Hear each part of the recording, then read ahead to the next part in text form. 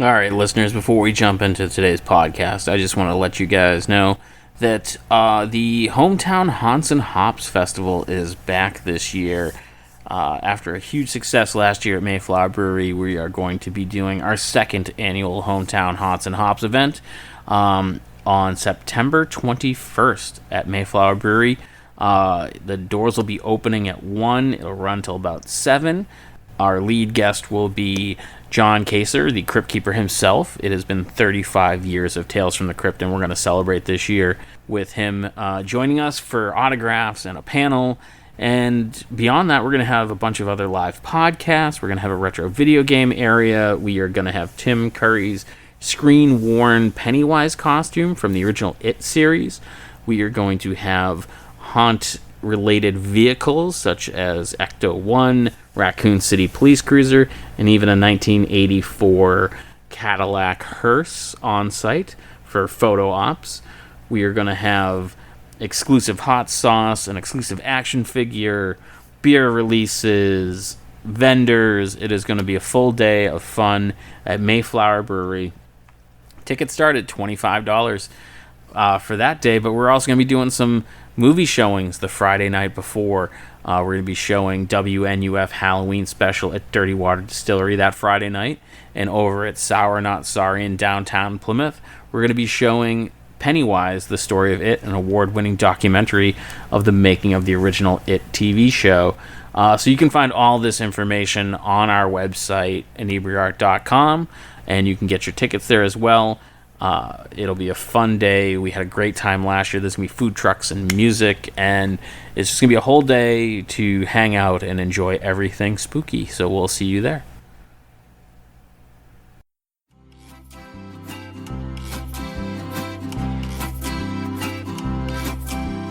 Cross the line, the Gulf Stream. I've been in Tampa Bay, around the Horn, and home again, 'cause that is the sailor's way. Welcome back to the Old Colony Cast, a podcast about all things Plymouth and surrounding areas. Trying it out for NPR. Yeah. What's your name? My name is Andy. And I am joined by the other host, Hanna. Hello. And our no such thing as a producer, Fish. Yellow. Like that little callback to the last callback. episode. Yeah. I'm a Nice. professional, damn it. Got it. Can I say damn it on this? If I I can't, just we'll did. bleep it. You Yeah, can. I feel like you can. I'm giving you It's not a real swear. If you beep it, it's going to sound way worse. Yeah. That's Yeah. the plan. I love that. Okay. All right. We were just talking bugs for a long time. Is that Bugs, then mushrooms, then like terrariums. terrariums? Nothing to do with what we're talking about. I thought it was going to be an awesome segue. No, I mean, would've if been I so really... impressed. That's a great shirt you have there, Fish. What is It on your is. shirt? I am wearing a shirt. This is the wrong show to promote this on. Misfits? I am wearing a shirt for the Misfits, a local softball team that we are sponsoring this year. Oh. That's right. Inebri-art's in the sports game. Wow. I was wondering why you had that shirt That's on. right. I get a shirt with my name on the back. That's so kind cool. of. Mine's on the desk. Yeah. I like it. And I Who's- picked number 20, and I can't remember why. What kind of league? Is it a men's league? Or? I think it's a co-ed. slow pitch. It's Yeah. co-ed. It's Yeah. co-ed Oh, softball. cool. Co-ed What number do you slow have on the pitch back of softball. yours? 9. And it says Fish, right? Yes. All right. I approve. Very cool. Yeah. Andy says Andy and 20 for some reasons. reason. I don't know if it was like 16, 20. I was like, oh. There's part of it. But it would make sense unless he was 16. Yeah. So I'm like, that doesn't make sense. You'll figure it out. Yeah. Probably not. I remember having a reason and texting his brother being like, I want number 20, and not texting his brother the reason. And now I can't remember why. Someone famous or another sports person. No, definitely not that. Remember. I'm sure I had a reason. That's okay. Yeah. Well, it really didn't Maybe it roll. was 2020, like when I went full time. Oh, maybe. That almost sounds like a reason. That sounds That's vague. a passable reason. That if anyone We'll asks, go with that for now. Yeah, until I remember why Yeah. I picked 20. none of this leads into what we're talking about. So what are we talking about tonight? I'm just Hannah? going to keep bringing things up until we get hit a segue, We will get there. So I had chicken for lunch today. Oh, lovely. we're going to be talking about something not on the list. I mean, one out of 2 ways Surprise. bad. It's definitely a surprise when it's from the list. Yes. It's confusing. Hannah always keeps us guessing. Yes. So this popped up, just happened to inspire me. This always does this, a historical society that I follow or Facebook knows that I would want to hear from. Like, all of a sudden I'm getting pushed a post. Okay. And I was sent one by the women's history Facebook of some kind that it led me to, I believe it was a museum for, what museum was it? It doesn't matter. It's not where I got my My information random from. segues are way more precise than this. Yeah, sorry. I'm trying to remember who it was, but Okay. it doesn't matter. It's not where I ended up getting like my information from. It's Okay. just what inspired the Okay. idea, because it was someone's birthday the other day that you guys probably don't know. Scotty? Scotty. Yeah, Scotty's birthday. It was my mom's friend Scotty's birthday the other day. So our friend that used to work at Second Wind, who we purchased our podcasting equipment from, Scotty, it was his birthday yesterday. Oh, that's nice. Yeah. This Happy birthday, Scotty. This birthday happened on August 13th, so we're a few days. Well, by the time this goes up, it won't coincide with that at all. But it being the 16th today, it was just a few days ago. It was Lucy Stone. Oh, I didn't Ring get any her a bells? present. You didn't get her something? No. Too bad. Now she knows. She'll be mad. Sorry, Lucy. And what was cool about Lucy is she was the first woman in Massachusetts to earn a college degree. Oh, wow. And she was a notable member in the women's suffrage movement. Oh, okay. So we were going to talk about her since it was her birthday, and I felt inspired by that. Happy birthday, Lucy. And when was Women's History Month? July? Oh, I thought it was earlier. All right, now June? I don't know, but the two men on the podcast feel a little awkward. Yeah, tell me when it is. The woman. I thought it was like early spring. I No, thought it was early it's- in the year. March. Women's History Month is March. Yeah. We're a little late. But I was right. Look, I feel like that's early know what? in the year. we're not going to confine all of our women history just to March. We will cover important women in history All the whenever time. we realize Can we we just- should. Good Whenever call, they're Andy. birth- Thank you. Thank you. I just want a Whenever- little credit for being close. I know, we were like, whatever. Yeah, we're like, shut up, Andy. Well, Don't mansplain women history to us. I asked. I was like, when is that? No, we'll do it when their birthdays occur or something. So that's when we'll talk about them. So she was born August 13th, 1818. Bit of ways. She's not going to get any of these updates, unfortunately. So she's 206? She I almost would said have 202. That's not the right number. Her family is from the early colonists of the Americas, I guess, or Okay. this area, New England specifically. They came in 1635. Oh, okay. So not quite a pilgrim. Yes, but just a bit after. Yes. She's the granddaughter of an American patriot. Her grandfather was a captain during the American Revolution. And I don't want to say being from this area, she has like different ideals than the rest of the country, because definitely people from this area had problematic ideals too. But her family / father was definitely was anti-slavery, and kind of embodied that with their children. She's one of 9 or 7, I believe. It was one of those odd numbers.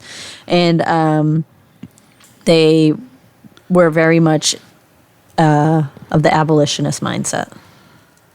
That's not quite suffrage yet. No. But she's starting with the... Well, I'm just thinking, like, if she's the first woman to get a college degree at that time, her family must have been pretty progressive. They were very progressive, yeah. Definitely. Because that's the time where they're like, you'll marry who I tell you to marry. Yeah. You know? Yep, definitely. She was outspoken about the inequality in the world on all fronts pretty much her whole life. At 16, she worked as a teacher, which I thought this was funny. So she worked as a teacher to save money for college. Which is Yeah. She was already pretty educated Okay. on her own. She was very smart. Yeah. And she knew it. In 1839, she attended Mount Holyoke, but had to return home because one of her sisters fell ill, and she needed to be with her. In 1843, she picked back up and attended Oberlin in Ohio. I think it's Ohio. I believe it. But she knew, like, there was something she said, like, she knew she was even smarter than, like, some of her brothers, so she felt she deserved an education more because the higher education was pushed more towards the men than Sure. it was to her. Yeah. And she was like, these guys are idiots. Like, Yeah. so I feel like most siblings think of that. They're brothers. yeah. It's true. So let's not say that they are idiots. Yeah. You know. She just felt like she definitely put the work in and had the mindset of it, or for it rather, than it was just sort of something that was like, you're definitely going to do this to the boys and not to the women. Yeah. So it sounds like she was going to be who's the person who gives a speech? Valedictorian?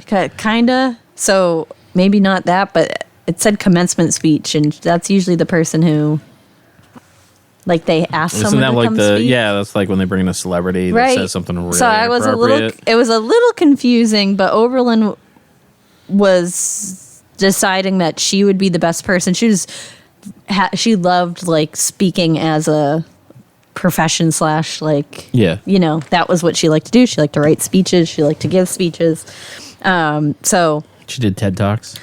she would Ye have. oldie TED Talks. She would. Yeah. Yes, exactly. She the would have. Theodore talks. Yes. Oberlin would not allow her to give a commencement speech, so maybe this is a little bit after she had already attended, and, like, she was a great writer. So Yeah. they were like, "Hey, we'll have you write it, but this man has to actually say it." So she refused. Wow, to okay. write it. She was like, "No, that sounds ridiculous. Why wouldn't I be the one to do the speech?" Was he going to at least do like a lady voice? No.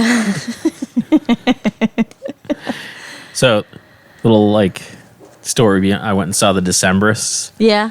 and you know how like most bands will do like the audience participation, and they're like, "All right, the Yeah. left side, the right side," and he's doing that, and he's like, "All right, all the ladies in the audience," and they sing the chorus. He's like, "All right, all the guys."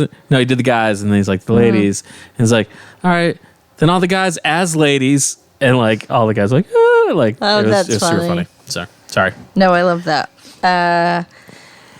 So yeah, she completed her higher education around 30 years old, but there were few available positions for women in that day, and what she was looking to do with her degree, which was like around writing and speaking, and she ended up getting a job with William Lloyd Garrison, I don't know that name. because we've talked about him before. He was an abolitionist. Okay, Yes. there's like Frederick Douglass. He's a pal of his. Okay, all right.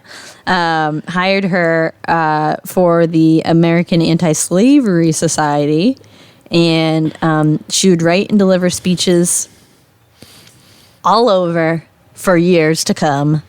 The scrutiny around her doing this, for many reasons, persisted. One, because people were anti-slavery, and two, because she was a woman. So there were certain occasions where this was not uncommon. How things have changed. Yeah, this was not uncommon of the time anyways, but she had to be like, she had to run away from a speech that she was giving because a brawl erupted. Oh, wow. Yeah.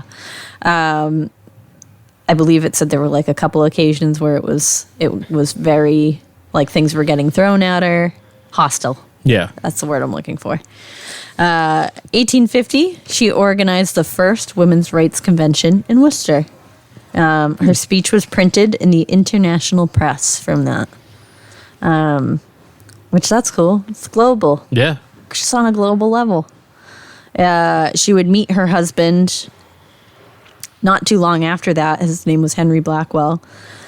He promised her an egalitarian marriage. That's A how what? an egalitarian. That's what I thought you Egalitarian? Yeah, egalitarian.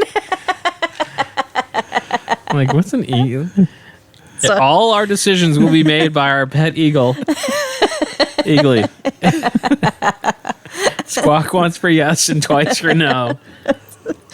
Egalitarian. I love this show. Egalitarian. Okay. So he promised her that was how he had to convince her. I can't look at fish. It's literally like holding in laughter. I'm going to put like an eagle in the image. Just like, so it's totally random. So that's how he convinced her to marry him, because she was like no and didn't want to be tied down to a man. For the listeners who might not know, what is an egalitarian? Egalitarian. Just like equal. Oh. Yeah. Okay. Like that they No birds involved. No, there's no No. birds involved unless you want them to be. Yeah, but I mean, the but decision no, you would be both made. have to want them to Yes, be. Yes. exactly. Yeah, Yes, equal measures. Agreeing to have an You must eagle. agree to everything in equal measures. They married in 1855. Their vows were meant for publication, so they were. I don't want to say like famous, but they were. Not regular vows. Like normally from the women's side at that time, it would be Respect and obey. yes, yeah, literally. that kind of Like thing. I promise to respect and obey you as my husband. Blah blah blah. But That she didn't change that long honestly ago. and for Yeah. some people, I think it's yeah. for there's a big side of Yeah. the population. I'm sure that still says something like that. But this one, she omitted all the wifely like obedience parts and Yeah. said that like it was like. You know, she stepped in all of the suffrage things. Like, Yeah. we promised to keep things equal and not make sure we get our eagle in on some of the decisions. But they were pretty famous for the time because she was so intentional with writing them and making sure that there was no ifs, ands, or buts about where she stood about getting married to him. Yeah. And like why she was okay with doing it. It's because they were going to be partners, true partners, and Did not. she take his last name? That was my next question. That's good. Yeah. Yeah. I feel like that's the No, she did not. She kept her maiden name. yeah. So Change your middle name to Eagle though. yeah. Yeah, but so did he, so it's fine. Yeah. Egalitarian. Okay, so oh my god. Okay, so she had 2 children. One unfortunately did not survive. It didn't really say how long after birth, but it sounded like it was Early. early, yes. Yeah. She had a daughter, Alice. I didn't write her middle name down because I was like, I don't need to remember it. But it was Alice Stone Blackwell. So she actually put her last The name in hyphenated there. thing. I don't know if they hyphenated it, but Yeah. she doubled up on names there for her. Because as we said, she kept her last name. And she brought her up in the movement that she was a part of. So feminist and abolitionist.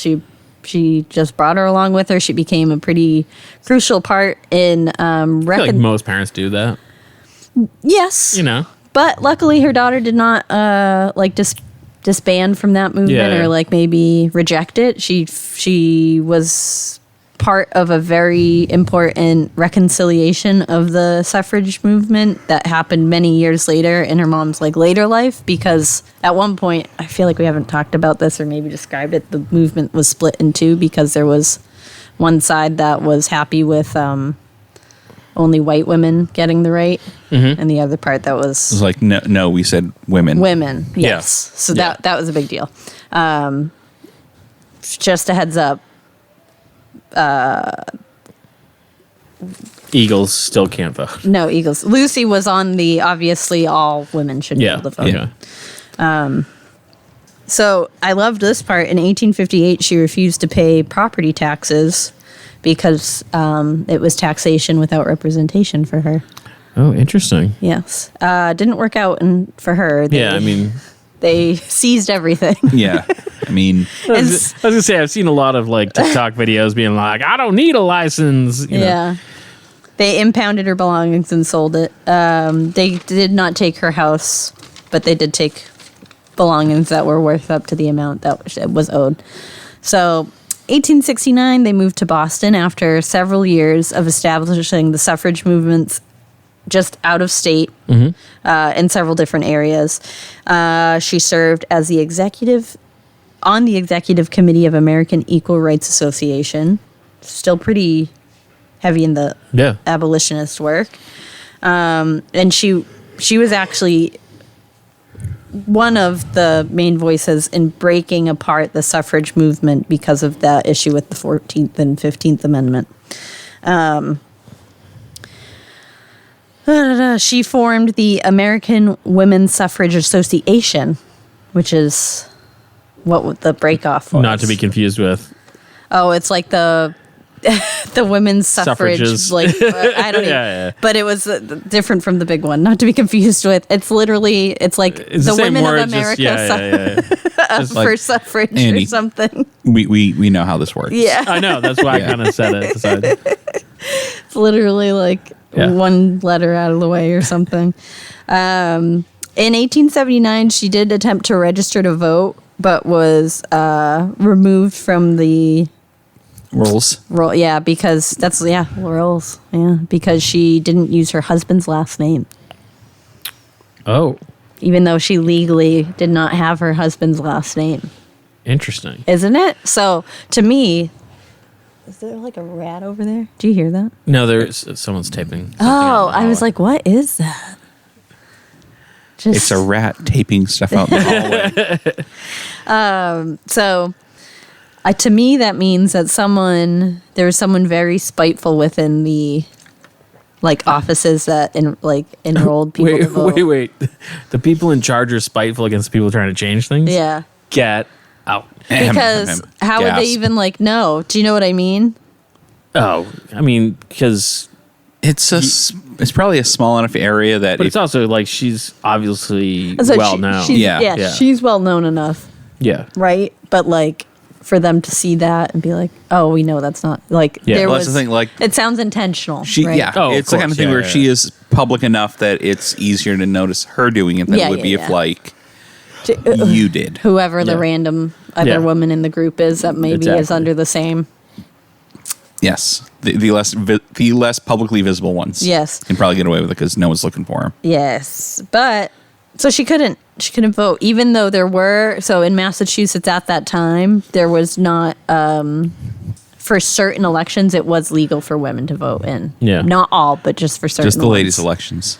Yeah. So she would live to see the reunification of the suffrage movement in 1890. Her daughter played a big role in that, as well as who's the big lady? Not the big lady, but the more popular name from the suffrage movement. Is it Susan B. Anthony? Susan B. Susan B. Anthony, Yeah. Elizabeth Yeah. Cady Stanton, I think is one of the other ones. Yes. Yeah. It's either Elizabeth Cady. It's either her or Susan B. Anthony. They had beef. They were like, Really? "Oh yeah, Yeah. Yes. I knew there was definite tones of racism in Yes. some of the suffrage movement that Yes. doesn't get talked about. correct." So they had beef, and it was their daughters, being of the new generation, were able to They kind of brought them back together. yeah, it was like a thing. Huh. It healed the wound before Yeah. anyone before she passed away. And then 1893 she died at the age of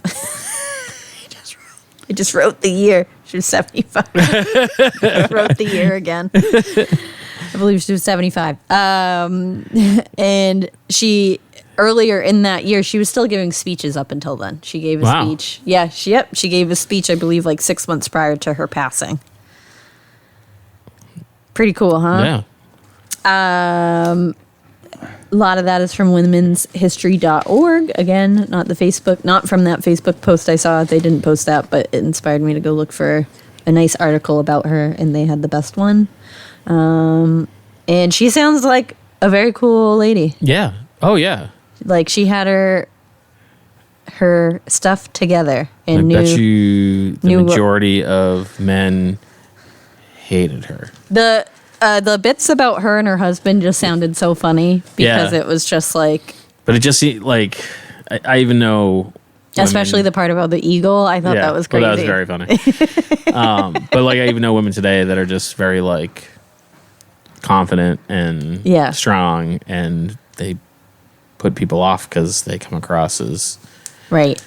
You know, it's not the perceived womanliness that's supposed to be around. Right. Yeah. And she was definitely not like that. No, not at all. She did not adhere. Good for her. I know. We wouldn't have what we have today if it wasn't for people like her. I mean, you wouldn't. Yeah. We as the collective. My life would probably be very similar. Yeah. Like, we as the collective women. Yeah.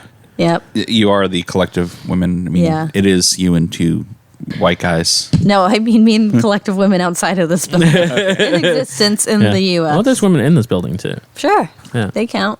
The collective. Yeah. But yeah, she was cool. I enjoyed reading about her, and it was just the anniversary of her birthday. Her birthday. Which is a weird way to say birthday. 206? 206, is that what we said? Landed on? Yeah, to call it 206. Lucy Stone. Lucy Stone. Which I had never really heard of her before. I'd heard of her. And she seemed like she really had her finger on the pulse of what was needed to keep going in the direction that things should have been. So, thank you, Lucy Stone. Thank you, Lucy. I love Lucy. And Eagles. I guess this is the part where we stop talking. And thanks for checking out the show today, listeners. If you enjoyed the content today, you can go over to patreon.com/Inebri-art to support the show. You can join over there for just a few dollars a month and help us provide this fun content that you just checked out. You can also email us at Inebri-art.com with your questions, complaints, and concerns, or you can find us on all social medias at Inebri-art or at Inebri-art6 on Instagram. And also don't forget to check out our other shows, Bar Talk Podcast, Old Colony Cast, Inebri-art, and all the other shows on the Inebri-art Network, which you can find at Inebri-art.com. Thanks again for listening.